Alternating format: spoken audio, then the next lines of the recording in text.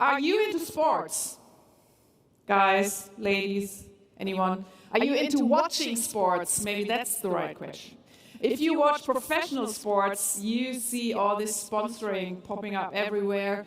And you might have realized that there are more and more companies from our industry doing sports marketing. What are the benefits of that? We're going to find out, and we want to discuss with moderator Sören, together with Chiara, Elisabeth, Max, and Jan-Jaap.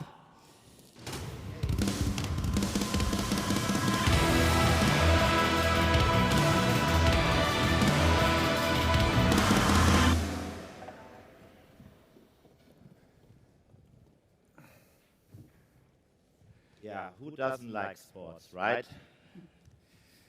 So, and we all wonder why all these IT brands and service providers are spending so much money on sport marketing. Why do they do that?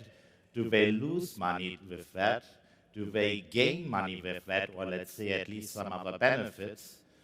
Also, let's say I'm a service provider or a supplier to our industry. I want to sponsor a sport team myself or ourselves. Like, how do I choose the right sport and the right team? And also, what is important basically for the sports teams? Like, what kind of decision-making process they have when it comes to technology partners? So let's get started. Let's start with you, Elisabeth. Tell us who you are, who you work for, and what kind of sport team you sponsor. Yeah, sure.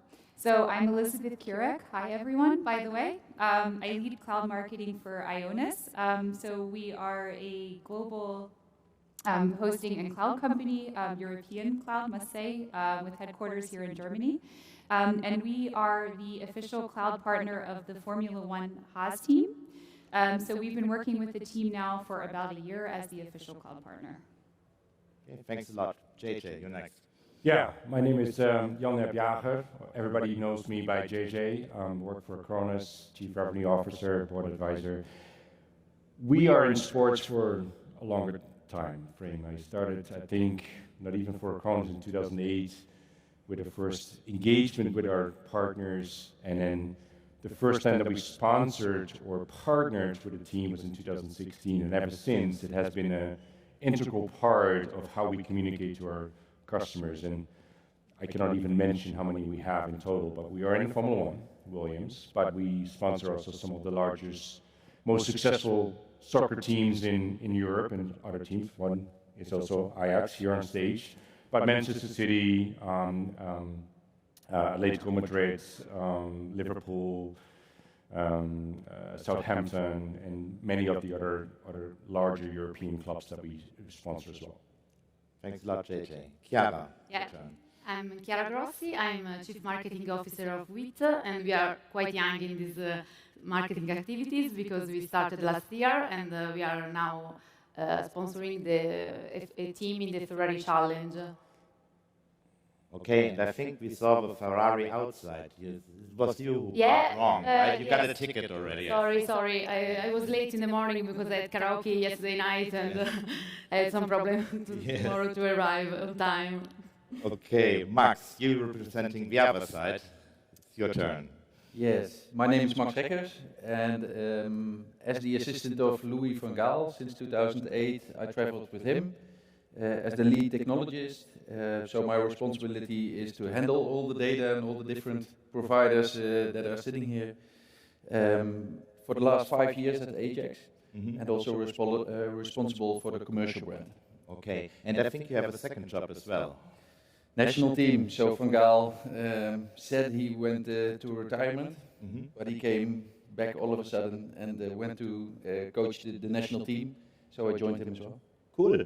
Especially for all the Germans here in the room, we are going to be world champion this year because of him. Just to set the record straight. Data rules.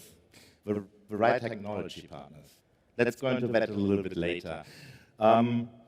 Whoever wants to pick that up first, what attracted you to that certain sport which you are sponsoring? Like, what was the decision-making process to go with the Ferrari Challenge, or let's say in your case with Formula One Haas team? Chiara. Our story is maybe a bit different from the others because we started last year, I could say almost by chance, because everything has started from the passion of our CEOs, that is not just an entrepreneur, but is also a professional driver in the Ferrari Challenge. And since last year, it was just different roads. In May, he asked me to take care of an internal event for our directors and managers after the restrictions due to COVID-19, just for a team building. And in that moment, we decided to create a format with a name and a logo. The event is called WIIT Lane. And after that first moment, that was, as I was saying, just internal, we realized that there was a potential to speak and to attract our potential customers. Because of course, when you are in the nice moments, enjoying situations that are a bit far from the office and that are, of course, exciting, you can share emotions and also gain some trust in customers. And so we decided immediately to create a second appointment in September. And it has been, I could say, quite a success because it gave us the opportunity to get in touch with some customers that was not so easy for us. We are focused on mission critical application, and if you don't know us, please come to our booth, and we are at D03, and we also have a simulator to try a kind of experience. And we have to get in touch with some corporates and large companies, and it's really not so easy. In that moment, we have been able to succeed. And I can say after a few months, we have also been able to close some important opportunities. Not, of course, just for the event, but because it's something that can accelerate in some way the relationship with people.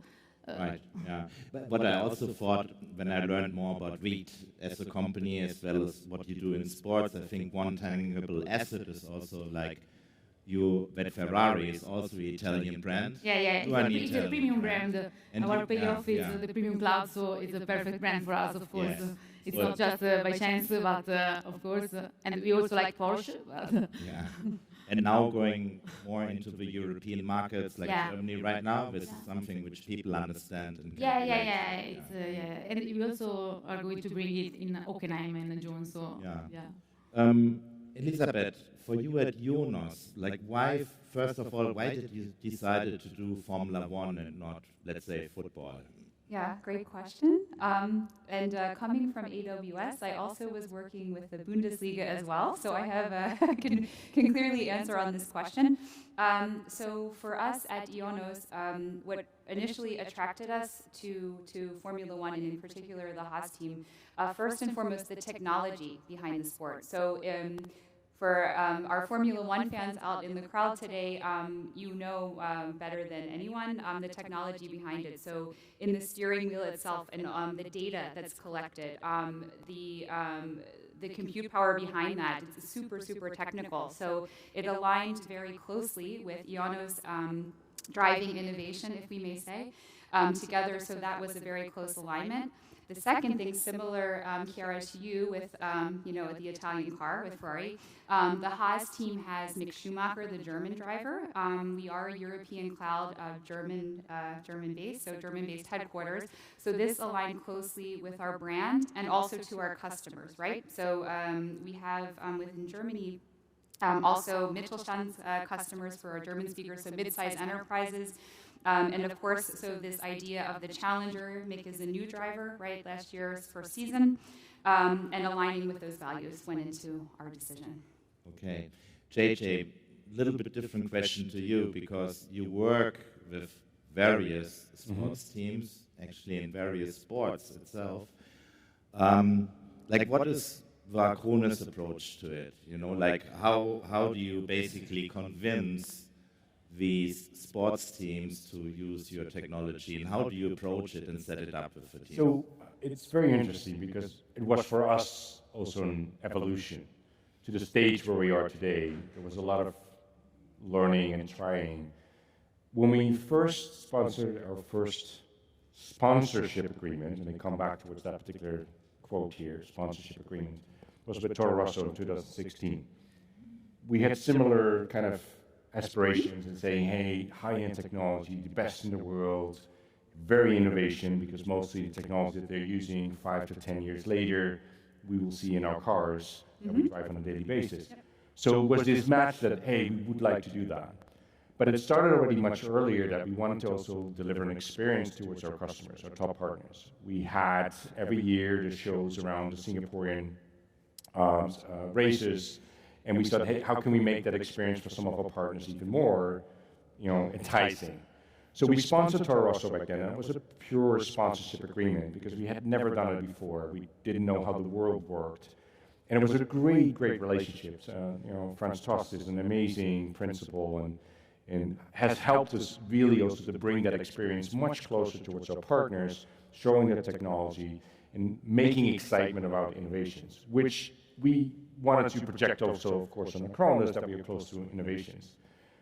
But there was something missing. And what was missing is that it was their innovation. It was not a Cronus innovation. It was their technology, their processes, the structure. It was not a Cronus. So after that partnership, we started thinking about, how can we make that even more closer towards a Cronus? And what they do on a daily basis is handling loads of data. So the second stage of our evolution of how we work with those particular partners was saying, we don't want to sponsor, we actually want to partner with you guys. And we want to give our technology, if you see a use, to use that. And of course, they have so much data, so of course, we as a backup and cyber protection company, we were able to back up and protect their data and front-end security. So that was really great because that created a use case scenario. That, however, involved, because we have a very large artificial intelligence machine learning capabilities in our company, and the key thing that Formula One does is making sense out of this tremendous amount of data. So we roll by coincidence, and it's like, hey, you back up and you own and store the data that we have. Why would you not help us to analyze and save, for example, wind tunnel time? Wind tunnel time, everybody that knows Formula One, is limited to a certain time frame. So they basically said, hey, could you help us analyze theoretical models that potentially would predict the outcome if I go physically in the wind tunnel, so that I don't have to go in the wind tunnel and can minimize my exposure and using my minutes more wisely by actually going into the wind tunnel with a more precise model. So we started working on that, and we have multiple other elements as well, because that was a Formula One experience. But we then slowly started thinking, hey, this is an interesting business. And every sports team that we worked with from that moment on had a component of a Cronus in it. We would not work with any partner in the sports area if they would not use the technology, because how can you then correlate your message and how you bring that image, what they have, towards your brand? So there was a key core component, and that started then trickling because all of those sports teams had a usage or need for our technology, but even more, they are so much in focus, so much prominent. So you see also much more, I would say, attack fronts that we would like to then work together with them from that perspective. So that was the third phase, the second phase. The third phase started with COVID. As you can imagine, you do those sports partnerships, you have two values: intangible asset and tangible assets. A tangible asset is what you can bring towards your partner's ecosystem. You can do incentives for your sales teams where they get certain tickets and they can attend, which is really something that is exciting and people would like to work harder for it. But during COVID, you could not use it. So the only thing that was left for us was the intangible asset, something that you cannot grasp, but it's how you connect your brand towards this particular sports team. And that was a problem, because many of those partnerships, they worked from an ROI perspective if you are actually using it for your partners from a tangible asset. But it didn't work out from an intangible asset from an overall perspective. And that's where we then started to invent the phase three of our phase, is that many of you are small, medium businesses or hosting companies that would like to be touching towards this particular moment as well. And what we then start inventing is saying, instead of we getting the benefit of exposure of the brands, we called it the team up program. We start going to our partners that had an interest in having more exposure and attachment towards a sports brand, and then basically make the triangle between the sports brand, Acronis, and our partners to help them also to generate more business, more credibility into the sports market. So we went from, we pay a sponsorship towards, we have a joint technology partnership that represents our values and innovation, towards how can we help generate more business for our partners. And that's the final reason today why we like this so much, and we have now over 50 different sports teams around the world where we do this program. Very interesting. So let's double check the information you gave us.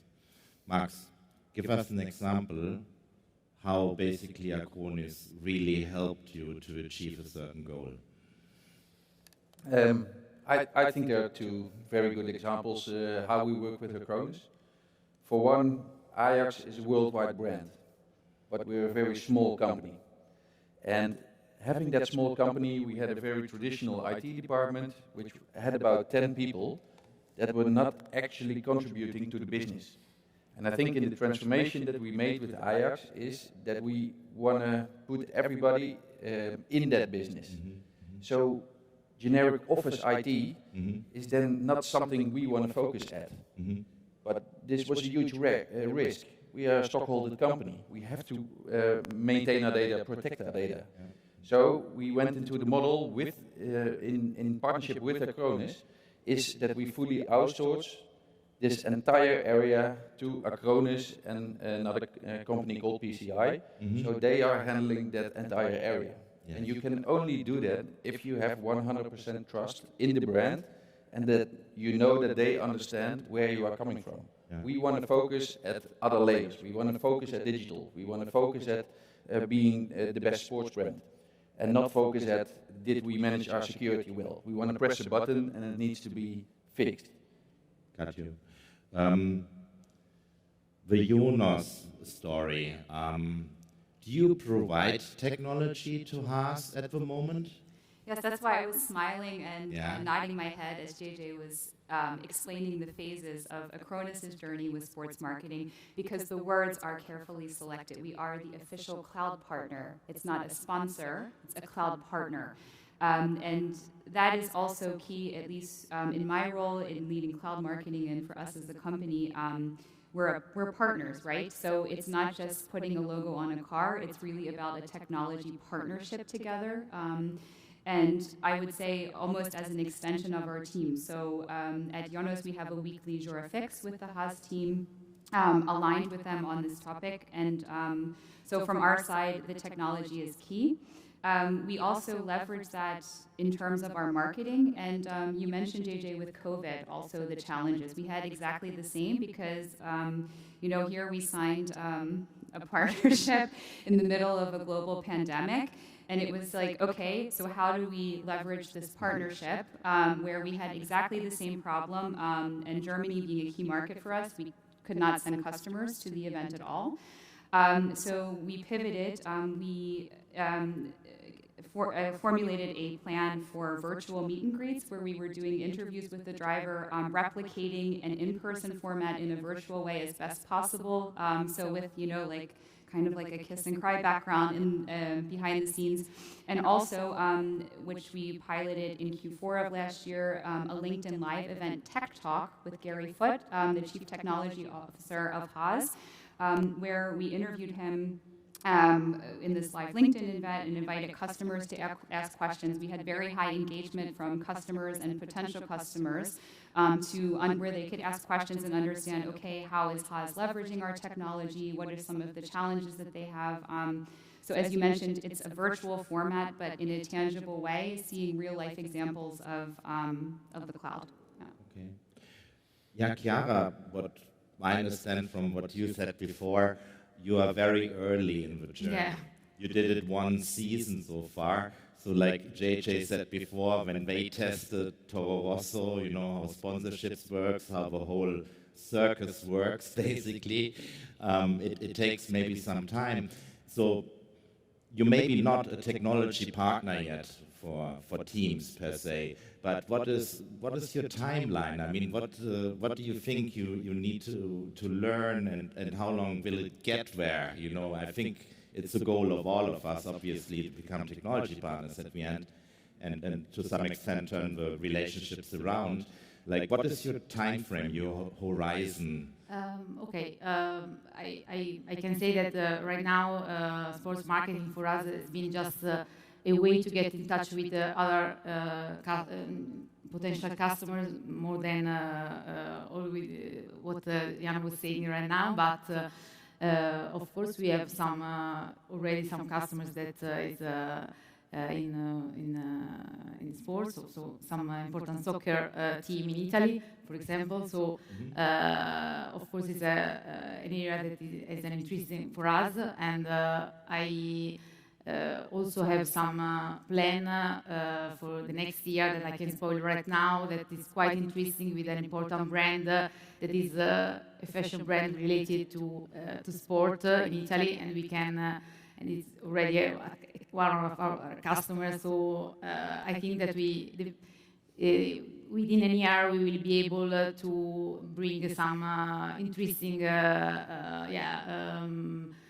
seeds from this new adventure. So in the next CloudFest, I think that you will have interesting news from us. We will do a recap for sure. Yeah, yes. Max, you said before when we had our little briefing backstage that you made your tour through the exhibition hall because you're interested in technology and what we are doing here, right? Definitely. So let's say, what are the three main things you're looking into when you decide for a technology partner? So I think for every company, the number one is a company that will fit with you. You have to imagine that football clubs have fans, not customers. So you need to understand if your fans will accept the combination of a company with you. It is not that you are in full control in what the brand is going to do. So the number one is make a brand fit and make two brands fit. Second is, from a technology perspective, as I explained before, I think it's crucial to understand what the company can deliver to you.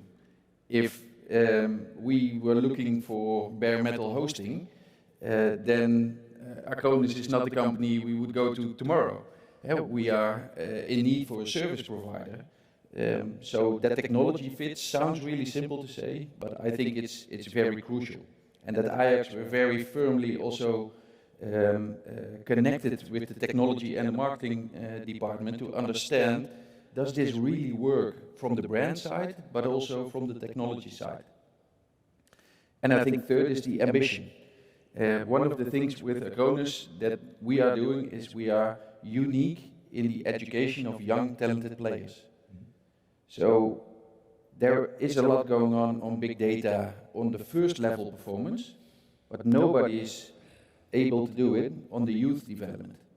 So this is something really tied to Ajax, and we were looking for a partner who understands and wants to associate that message to his brand. So Acronis is not only our technology partner, but also shirt sponsor, assigning itself to the value of we want to educate the best talents in the world. And I think that message is really important to us. So Søren, I would like to jump in there, because if Max speaks about this, I get goosebumps, because it's exactly one of the reasons why we did it. I'm kind of this underdog guy, right? Like, if you look at some of the teams that are performing the best or the most innovative, are the teams that are not having the $500 million budget to spend on players. And what Ajax has always been is a top brand name club competing on the highest level. Although if you look at what the budgets they have available, it's not even close to competing to the top teams over there. But they make a difference. And that difference, and that is so exciting when I listen to it, and I get literally every time when Max or anybody from Ajax speaks about the youth and how they train and educate and build those young players towards the future potential players that can make a difference and keep this team on a high level. It's just incredible, and that comes back to innovation. And that's also where we are, as a Kronos, that's where we would like to be connected towards. That's what we say, true values that are connected. We are not the largest company in the world, we are not the largest company in the segment, but we try to be different and we try to innovate. And that is exactly what they have been trying to do in the youth. And the Netherlands is very clear, known worldwide for their young, talented soccer players that play across the world. I think that there are more talented top players outside of the Netherlands than inside of the Netherlands, sadly enough, because of the money. But it's just a true statement also that we know what we do in the innovation space. And yeah, it's always super exciting. And it's one of the reasons why we like to work with Ajax. Yeah, interesting side fact, beside of that JJ works for Kronos, his dad is actually a scout. Yes. Yes, a football scout in Groningen. Groningen, big competitor from Ajax. About 10 places down. True, but 2 games ago we won with 1-0. Yeah. What was that? And in 2nd of April we play against each other again. So there's going to be a rematch. So let's see. Interesting. But yeah, they're a little bit better. But hey, budget 17 million. Budget. A little about 120 million. Exactly, right? So my team, my home team, it's exactly the same thing talking about innovation. They're very much focused on youth development because it's the only way how you compete, because you cannot buy it. So you need to grow. And it's an interesting fact also, and I think everybody here in the room has been experienced the same problem as well. What we're talking about right now has also something to do with talent. How do you hire talent in your industry?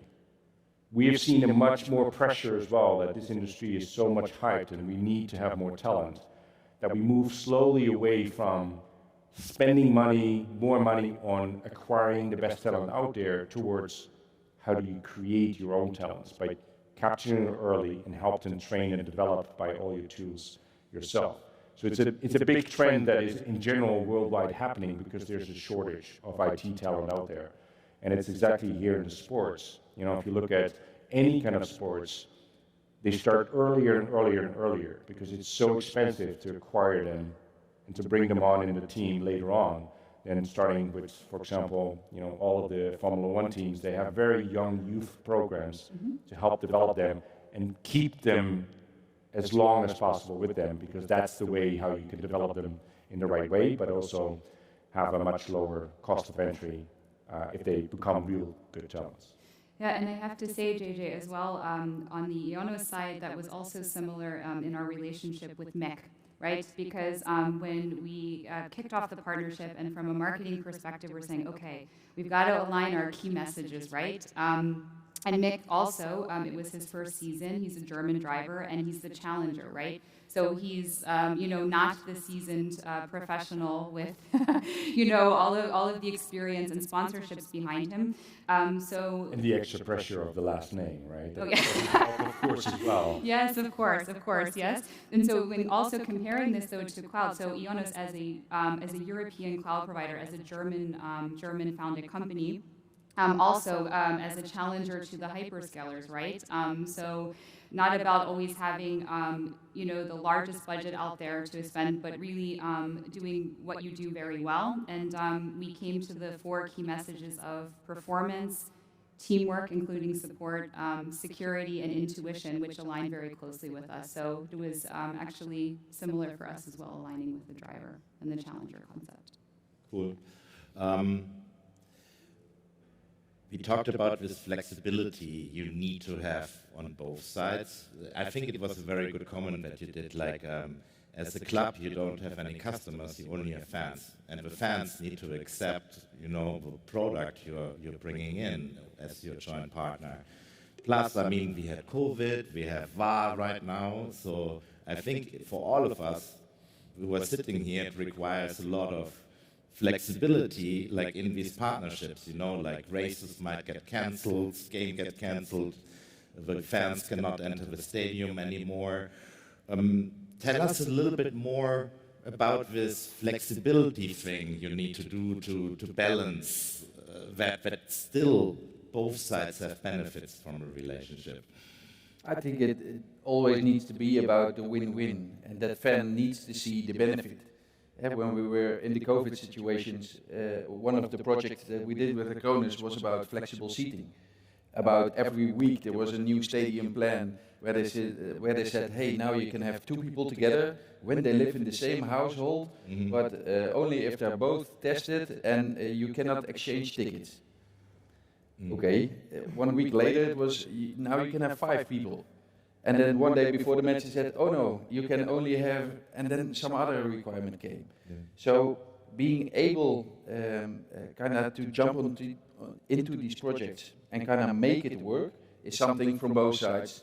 Sometimes it happens and you don't have control, but the nice thing about the companies is they're all the best in the field they are at.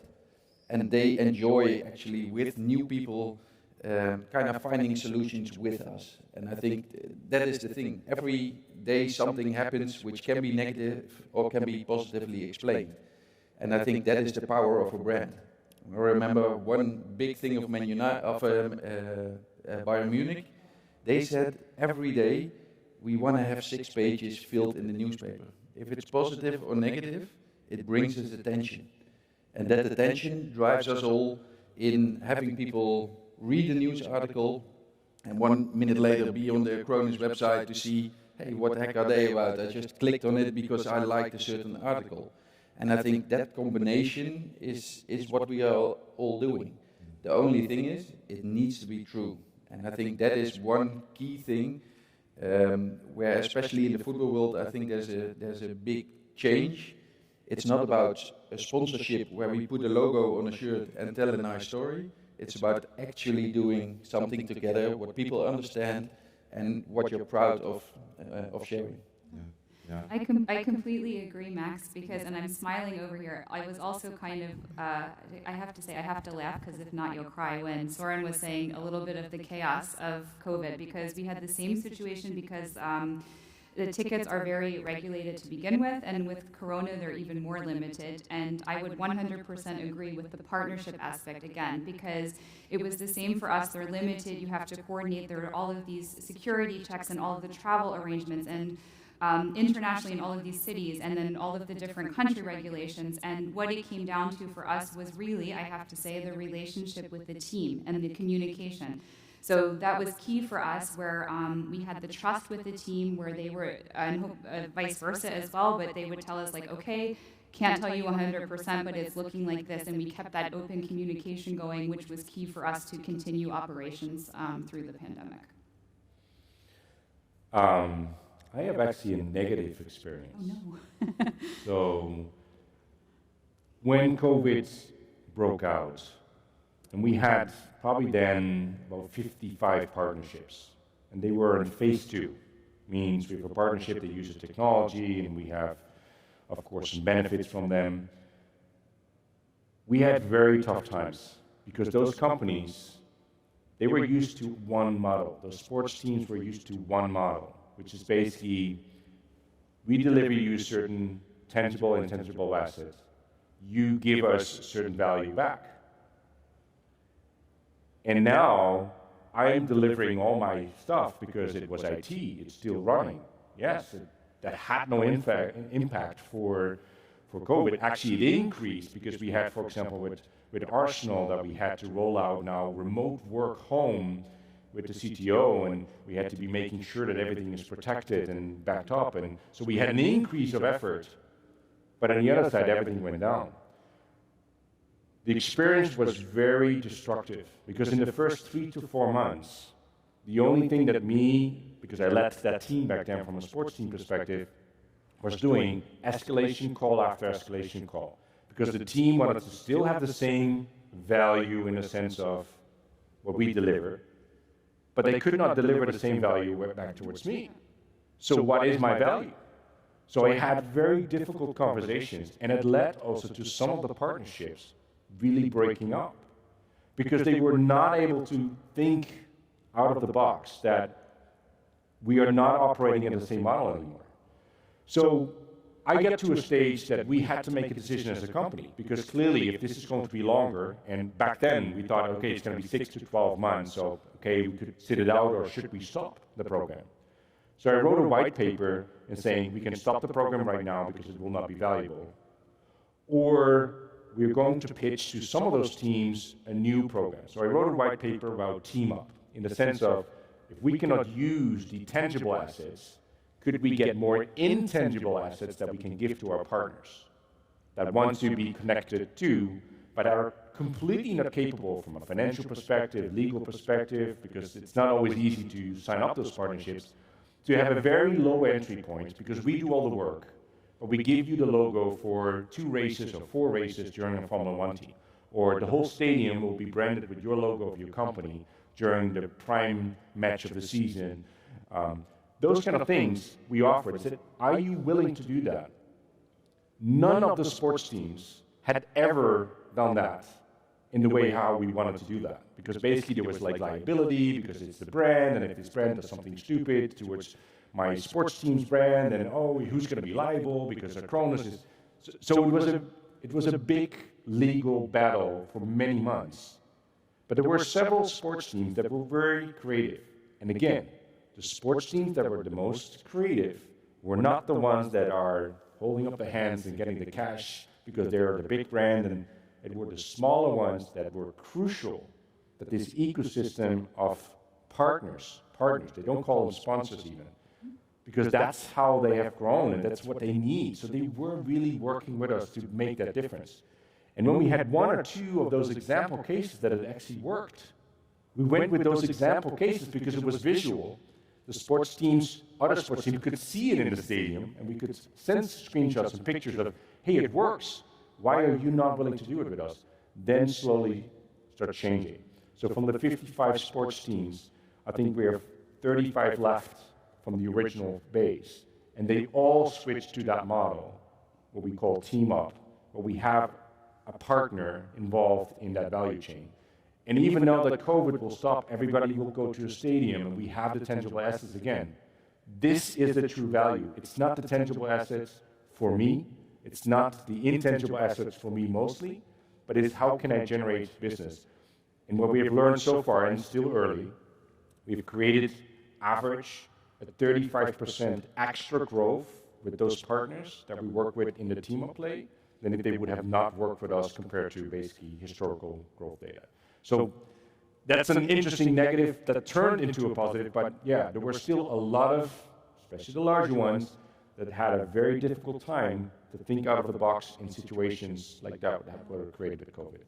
Yeah, and JJ, also from our side, I should say it was a positive example, but we also had our challenges. And again, this was the flexibility of Haas, right? Because we also had the same thing where we couldn't leverage all of the tangible, as you say, or in-person events and activities.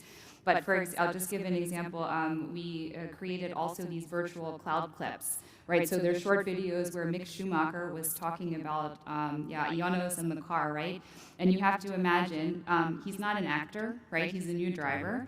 Secondly, the factory of Haas is based in the UK, and this was during the Delta variant, so we couldn't fly any of our brand or marketing team over, so we had to set it up remotely. And we had also one of the marketing leads came down with COVID last minute there, but then it was also one of the marketing managers came back and she said to me, yeah, Elisabeth, it's kind of weird because here I am kind of like coaching this famous Formula One driver, like, could you try that script one more time? And, I think he, he did it eventually. I'm sure, like, it's not what he would, prefer to do compared to be driving Formula One every day, but also this flexibility that they grew with us. But we had hurdles as well, and it's about overcoming them together, right? So, and to your point, the digital formats that we developed, actually, even though we are back to more, in person again, we will continue those because we have now a mechanism, it's scalable and working well. Cool. And I think for the soccer brand, that is the big thing. We were in a much too traditional space, and we still are for a big part. Because the traditional model is we sell our rights to a broadcasting company, which is linear, which has its own sponsors, which has its own model. And I think that the gap where we are now is that the new football contracts, the new television contracts need to be different. Because we need, as a club, to be able to sell something if we cannot sell a stadium, or in the case of Ajax, when the stadium is sold out every match. No contract that we signed had a provision in the agreement what is going to happen when you cannot have your assets. Nobody thought about it, ever. It was the single most legal battle that our legals in the sports legal had from what we are entitled on. It was surreal for 3 months because everybody was scrambling, and you saw also a lot of clubs' financial troubles because of that. Because some people just pulled out and said, "No, I'm going to pay it." Why? Because it has no value for me. So it was very interesting. And the broadcaster is sitting back because he thinks everybody's at home watching my channel. Awesome. But clubs get in trouble, and especially smaller brands or smaller competitions like the Dutch competition. Yeah. We need to scale in a different model, and I think we're working very hard to create that, what we call virtual stadium, virtual skybox. But the digital enhancement of fans in football, I think, is the next big thing that is coming up. Okay, look, to wrap this up, I have one question for you right now and another question for our IT friends. So let's start with you. Yeah, so you made your round, sawing the exhibitors. And I bet with you that 80–90% of them never pitched a football club. So give us this 45 seconds, 60 seconds overview how to pitch a sport team as a technology partner, as a potential technology partner. I think every day we are looking for a world where we can help our fans and help the brand. And I think everybody who can come up with a creative message where they think that those fans will take that message, we will listen and we will go into a partnership. I think it's as simple as that. If we can both explain why we want it and it's worth the while on both sides, it works. Okay. For you, I have a little bit different questions, so it's actually 1.5 questions. Would you recommend sport partnerships? And second, what opportunities are currently out there in the sport ecosystem? Chiara. I would recommend to approach this sports marketing. I think that we are, as I say, we are just started, but we see some potential, and I think that it's also interesting because every service provider can start according to their budget. So it's also interesting because it can give you a way to communicate your values and many other things that get so immediately. So it's really interesting. The second question, sorry. What kind of opportunities you see in the ecosystem? For us, sorry. No, for general. I would say for other IT brands. Of course, of course, to communicate values in the correct way, I think, of a company, and then of course also to get in touch with the important customer. For example, this is in our situation, but also of course but my colleagues told better than me about new relationship with teams and so. I had another session this morning about sustainability, and it's about to just get started and get better along the way, and that's where you are. Yeah.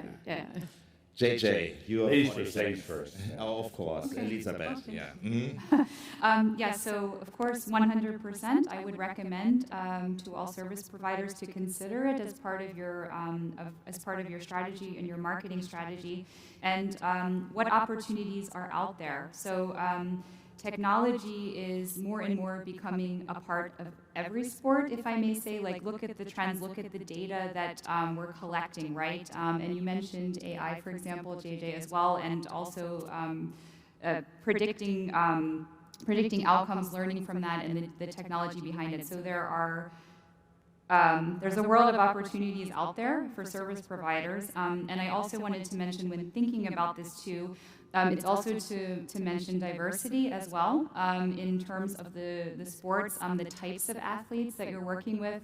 As I mentioned earlier, it is important that those values align, so for sure would recommend it. Cool. JJ, last words. Yeah, I think first you need to look at your business. And I give you one example. Why is the sports engagement for us also very important? Because we, as also the vendors here on stage, have a responsibility to educate the market. Cybersecurity for us is very important, and how do you reach people to make awareness about cyber protection, cybersecurity? And this is how you need to look at your business as well. What do you try to achieve? We are a global company, so we looked at global engagements. But you maybe are more local, country-based, maybe even regional-based. So if you know what you would like to reach, then you need to look at who are the partners, sports team, that have that local reach, country reach, or larger area reach. And then you just need to approach them. We thought always that this would be a very expensive, complex kind of engagement, which in many ways it is, especially if you go to the larger ones. But if you go to your more regional, country or province-based sports teams, there's many ways that they can help you to bring that message that you want to bring out into the market. And it doesn't need to be always about, I need to win more customers, but it's also about building your brand and reputation, sustainability, or taking responsibility, or equalness, or whatever that is. You can bring in those partnerships a little bit of your points of view that represents with your business as well, which ultimately helps also to strengthen your existing base of customers, which makes sure that you will have less churn because people like to be with you because you stand for something. So approach those teams and have those open discussions with them. And I think that many of those teams are now way more constructive and creative and figuring things out to make it also possible for you. That's what I've seen so far, that people, because of COVID, are thinking different about how to connect other vendors and other businesses towards your business. If you need also more information, more than welcome to come to a conversation with you as well to have a deeper discussion on this, to see how this might work for you. Thanks a lot, guys. That was great. That was fun. Thank you. Claudia is coming to join us now. You can stay in your seats. And you give a warm applause, please, for our panelists. Yeah. Thank you.